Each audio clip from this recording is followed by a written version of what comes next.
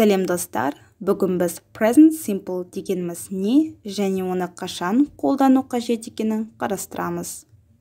Present simple бұл жай немесе қарапайым осы шақ. Present simple шағын біз келесі жағдайларда қолдана аламыз. Бірінші бұл фактілер. Мысал ретінде сіздің есіміңіз, жасыңыз немесе тіпті күннің шығыстан шығуы тәрізді анық ақпараттар фактіге жатады.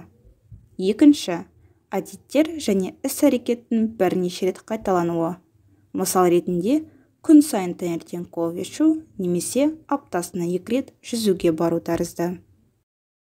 Ал енді present simple шағының жасалу жолын қарастырайық. Болымды сөйлемде I, you, we және they есімдіктерінен соң етістікті бірінші формада, яғни ешқандай жалғаусыз жазамыз. Мысалы, I work. Мен жұмыс істеймін, немесе you work, сен жұмыс істейсің. Егер he, she, it есімдіктері берілсе, онда етістіктің соңына s немесе es жалғауы жалғанады.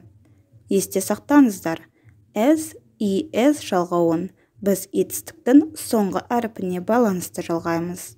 Мысалы, work сөзін алайық. He works. She works.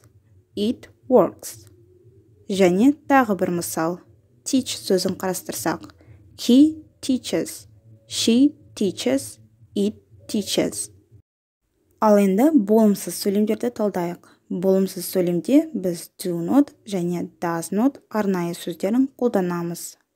I, you, we және they есімдігінен соң біз тек қана do not сөзін қолдану қажетпіз.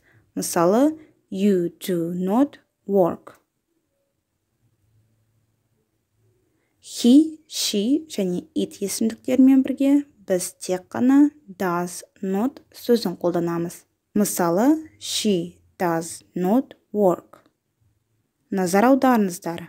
Present simple шағында болымсыз және сұраулы сөйлемдерде етістіктің соңына жалғау жалғанбайды. Себебі бұл сөйлемдегі does not сөзі тек қана present simple шағында қолданылады. Сөйлем present simple шағында тұрғаны түсінікті болғандықтан етістік s және es жалғауын талап етпейді. Яғни she does not works деп айту қате. Ағылшын тілінде do not және does not сөздерін don't және doesn't деп қысқарта айта аламыз.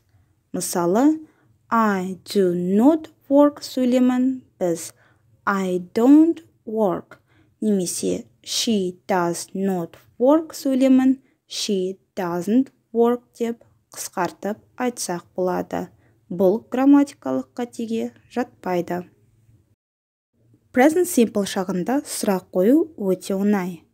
Сұраулы сөйлемнің басында есімдікке байланысты біз do және does сөзін қолданамыз. Егер де сөйлемде I, you, we, they есімдігі берілсе, онда сөйлем басында do сөзі жазылады. Мысалы, do you work? Егер де he, she, it сөздерін қолдансақ, онда біз сөйлем басында does сөзін қолданамыз. Мысалы, does she work? Ұмытпаңыздар, present simple шағында болымсыз және сұраулы сөйлемдерде етістікке ешқашан жалғау жалғанбайды. Ағылшын тіліндегі сөйлемдердің present simple шағында тұрғанын қалай тез түсінуге болады? Экранда берілген барлық сөздер тек қана present simple шағында қолданылады. Яғни бұл сөздер сөйлемде қолданылса, сіз бұл жай немесе қарапайым осы шақ екенін түсінсеңіз болады. Достар, бүгін біз сіздермен present simple жай осы шақты қарастырдық. Егер сіздерге барлығы түсінікті болса, лайк басуды және каналымызға тіркелуді ұмытпаңыздар.